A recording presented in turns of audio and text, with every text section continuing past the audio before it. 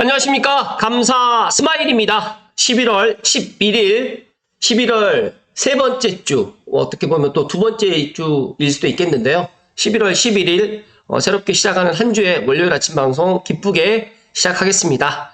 오늘의 한 줄 명언은 계획이 간결해야 실행이 활기차다. 클라우제비츠. 그리고 오늘 또 농업인의 날이면서 또 빼빼로데이이기도 합니다. 많은 분들이 또 오늘 하루 또 빼빼로를 주고받으시면서 또 함께 행복을 좀 나눴으면 좋겠다는 말씀 드리고 시작하겠습니다. 월급쟁이 부자로 가는 길에 올바른 부동산 투자란 주식 투자와 같이 사서 파는 개념이 아니라 파동을 그리지만 꾸준히 매매가와 전세가가 올라갈 수 있는 자산을 모아가는 것입니다. 이것이 바로 여러 책에 나와 있는 나 대신 돈을 벌어다 줄 시스템을 구축한다는 말의 진짜 의미이다. 저희 찐팬분께서 이제 똘똘한 한 채에서 능력이 되시는 분들은 똘똘한 두 채로 해서 서울과 수도권 쪽으로 해서 부동산 투자 관련해가지고 이야기를 해주셨는데, 일단 월급쟁이 부자들 투자 관련해가지고 너나이님께서 이 이야기를 해주셨어요. 그래서 감스님들께 특별히 오늘 아침에 이야기를 드리니까 자산을 모아갈 수 있는 이런 방법을 지금부터 계속 꾸준하게 고민해 보시고 실행해 보실 것을 이야기 드립니다. 금 한돈이 51만원, 금 시세 역사적 신고가 행진을 지금 기록하고 있다고 하는데, 20년 전에는 제 기억으로 3만원에서 5만원 사이였던 것 같은데, 지금 20년 후에 지금 벌써 51만원이라고 하면, 지금 돌잔치를 가게 되면 금 한돈으로 할 수 없잖아요. 불과 여기 보니까 2015년도만 해도 20만원이 넘지 않았는데, 19년도를 넘어서면서부터 이제 30만원이 넘어가고, 또 최근에는 50만원이 지금 넘어가는 금 한돈을 보면서 계속적으로 돈의 가치는 떨어질 수밖에 없다라는 말씀을 감사 스마일이 거듭 강조해서 이야기 드립니다. 미국이 금리 인하를 했는데, 많은 사람들이 대출 받았는데 대출 금리는 요지부동이고, 적금 들어놓은 거는 예적금 금리를 더 내리고 있는 지금 상황입니다. 그래서 은행만 지금 예대 마진으로 돈을 많이 벌고 있다. 알고 계시겠지만 한 번 더 이야기를 드립니다. 그리고 지난 서울 매매지수 주간 변동률 아파트랩에서 한국부동산원 통계를 이야기를 좀 드리면, 매매는 서울 33주 연속 상승이 하고 있고요. 전세는 77주 연속 상승을 보이고 있습니다. 물론 오르는 폭은 그렇게 높진 않지만 그래도 계속적으로 지금 올라가고 있다라는 게 팩트라는 말씀 드리고요. 경기도 같은 경우에도 매매가 23주, 전세가 73주 연속 상승을 보이고 있는데, 조금 다른 게 경기도 같은 경우에는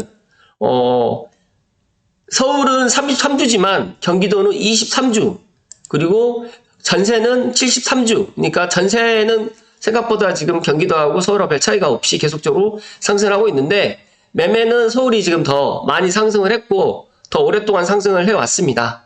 그런데 저는 이제 내년이 되게 되면 서울도 계속 올라가겠지만 경기도, 특히 서울과 맞붙어 있는 지역은 전세뿐만 아니라 월세 매매 가격도 지금보다는 상승할 가능성이 높다라는 말씀을 강조해서 이야기 드립니다.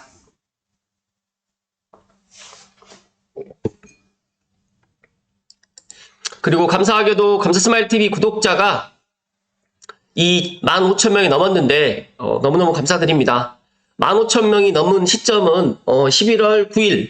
그래서 오늘 아침에 제가 확인을 해봤더니 일단 캡처를 갖다가 아직 못했는데, 오늘 아침에 감사스마일 구독자가 너무너무 감사하게도 15,026명. 그래서 15,000명이 될 때 제가 캡처를 하려고 그랬는데 제가 상담을 하다가 보다 보니까 15,000명이 넘은 것을 확인을 못했습니다. 다시 한번 감사스마일TV를 애청하시고 꾸준하게 응원해주신 감스님들께 다시 한번 감사의 말씀을 드리고요. 여기 보시면 이제 감사스마일TV 구독자가 1.4에서 1.49에서 1.5만 명으로 감사하게도 넘어섰습니다. 다시 한번 감사의 말씀 드리고요. 또 지난 토요일에 11월 9일 날 부산 불꽃축제가 있었는데, 감사하게도 제가 직접 가보지는 못했지만 이렇게 영상으로 제가 대신해서 감스님들께 이야기 드리니까, 혹시 못 보신 분들은 부산 불꽃축제 하이라이트도 한번 보실 것을 이야기 드립니다. 정말 감사 스마일 TV를 애청하신 모든 분들께 진심으로 감사하다는 말씀 드리고요. 초심 잃지 않고 앞으로도 꾸준하게 도움이 될 수 있는 방송으로 보답 드릴 수 있도록 하겠습니다.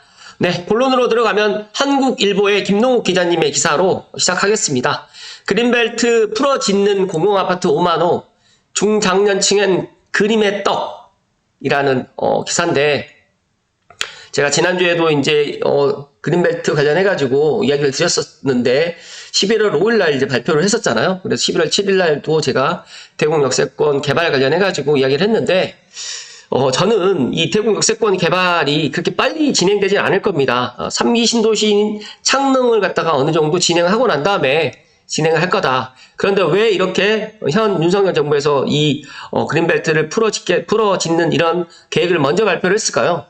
그 정도로 지금 수도권에 특히 서울에 아파트 공급이 부족하다는 사실을 인지하고 있고 서울과 맞붙어 있는 지역이라도 이렇게 공략을 해야 되지 않을까라는 그런 생각에 지금 이렇게 발표를 한 것 같습니다.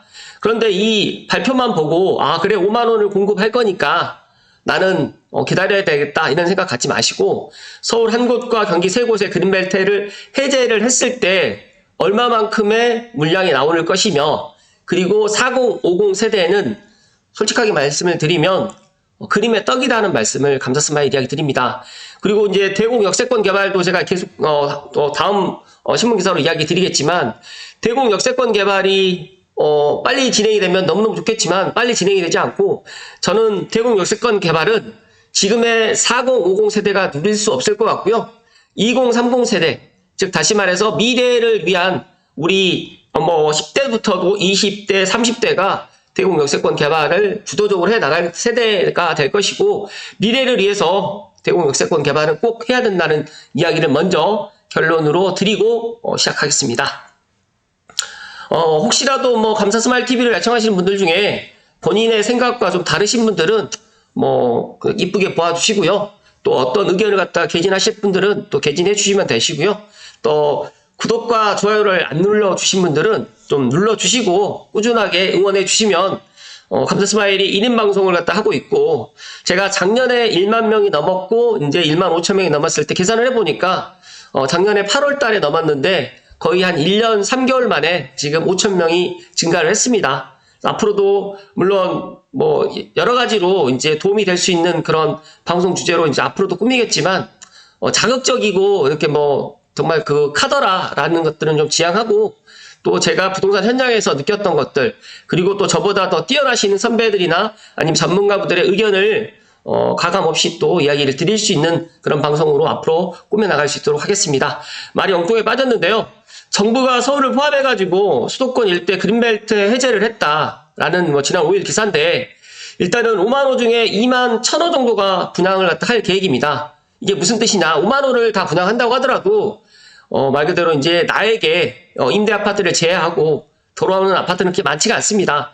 그래서 서울 서초의 서리풀 지구 같은 경우 2만 세대, 대공 역세권 개발은 9,400세대, 의왕 오전 만국 지구는 14,000세대, 의정부 영연은 7,000세대가 되어 있는데 저는 여기에서 물론 가장 눈에 들어오는 것이 물론 서초 서리풀 지구인데 여기는 또 신분당선 또 라인에 있다 보니까 교통대책을 따로 물론 추가 신설을 갖다가 또 하면 또 더 좋을 거라고 생각을 하고 있고 또 250%를 적용해가지고 고밀 개발을 하기 때문에 많은 서울의 무주택자분들이 기다릴 수도 있겠지만 저는 그렇게 기다릴 필요가 없다. 차라리 그 기다릴 시간에 내가 내 집 마련을 좀 또 빨리 하는 게 더 낫지 않을까 생각을 하고요.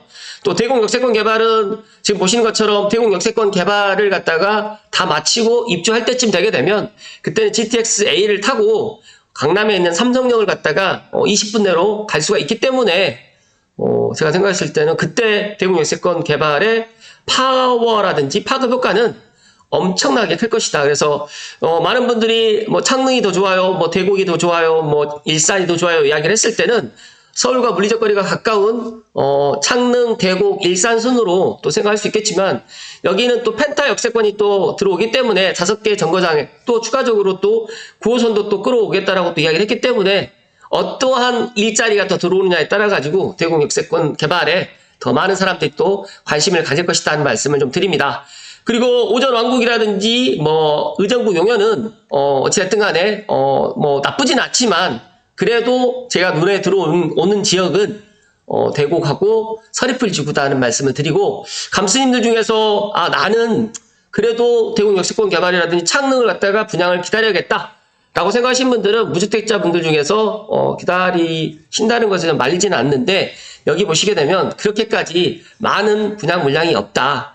공공택지지구 내에서 임대주택 의무 비율이 35%입니다. 그러니까 대략 65%가 분양 물량인 셈이기 때문에 5만 세대 중에 65%를 갖다 하게 되면 한 2만 1,000호 수준에서 결정될 가능성이 큽니다. 그렇기 때문에 이런 것들 미리 좀 확인하시면 좋을 것 같고요. 또 중단층이 이제 들어오기에는 그렇게 빨리빨리 진행이 되지 않을 것이다. 그리고 또 현 정부가 도입한 공공분양 유형 같은 경우에 뭐 나눔형이라든지 선택형이라든지 일반형 이 세 가지 유형으로 또 구분되는데, 2030 청년층이라든지 또 신생아를 갖다가 낳은 그런 가정에 더 유리하도록 좀 설계되어 있기 때문에 4050 세대들이 이런 특공에 당첨되기는 더 어렵다는 말씀을 감사스마일 이야기 드리고요. 또 민간 분양 물량도 그렇게 많이 나오지 않습니다. 그래서 감사스마일이 창릉 38,000 세대 중에 민간 분양 세대는 1만 세대가 되면 정말 많을 것이다 라고 제가 이야기 드렸는데, 그렇기 때문에 차라리 3기 신도시 주변, 창릉 신도시 주변에 있는 창릉천 벨트, 삼성, 원흥, 지축, 향동, 덕은 나는 이쪽으로 들어가기 좀 그렇다라고 하시면 뭐 화정 행신도 나쁘진 않지만 이왕이면 10년 이내 아파트로 들어가실 것을 계속해서 이야기 드리니까, 이거는 각자가 생활 여건이라든지 뭐 또 직주 근접이라든지 뭐 직장 출퇴근 거리라든지 이런 것들을 감안하셔가지고 감사스마일이 이야기를 갖다 흘려보내지 마시고, 지금도 늦지 않았으니까 지금이라도 내 집 마련을 갖다가 창릉만, 3기 신도시만, 대곡만 바라보지 말라는 말씀을 오늘 강조해서 이야기 드립니다.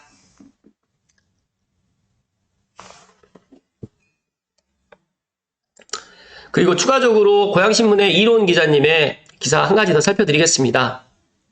제가 엊그제도 이야기 드렸지만 대곡 역세권 개발을 가지고 이제 많은 분들이 희비가 엇갈렸어요. 그러니까 주거 지역에 말 그대로 땅을 갖고 있거나 뭐 건물을 갖고 있으셨던 분들은 조금 좀 실망했었을 것 같고요.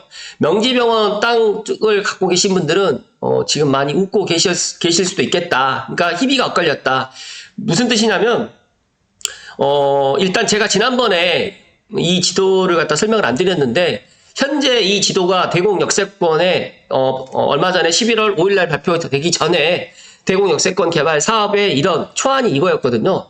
그런데 여기에서 많이 바뀌어졌죠. 아래쪽 이렇게 바뀌었죠. 그러다 보니까 이쪽에 주거 지역에 이제 예를 들어서 이제 살고 계시는 분들이나 아니면 이쪽으로 해서 이제 땅을 갖고 계시는 분들이 입장에서는 조금 이번 발표가 조금 마음에 안 드는 거고, 또 반대편에 이 땅을 또 소유하고 계시는 분들도 또 그린벨트가 풀리지 않기 때문에 보상도 받을 수 없기 때문에 이런 것들 때문에 지금 고양신문에서 이야기를 지금 하고 있는데, 제가 이걸 가지고 보면서 대곡 역세권 개발이 주거하고 그다음에 뭐 지식 자족 용지랑 같이 포함해가지고 지금 해 나간다는, 여기서 보시게 되면 중심에 이제 대곡 역세권 개발을 넣고 그리고 사이드로 해가지고 아파트를 갖다 짓는 것으로 이렇게 했었는데, 이게 완전 180도까지는 아니지만 거의 한 90도 정도가 바뀌었습니다. 그렇기 때문에 여기에 보시면 아직 구체적으로 나오진 않았지만 대곡 역세권으로 해서 상업 업무와 자족 복합 환승센터를 넣고요.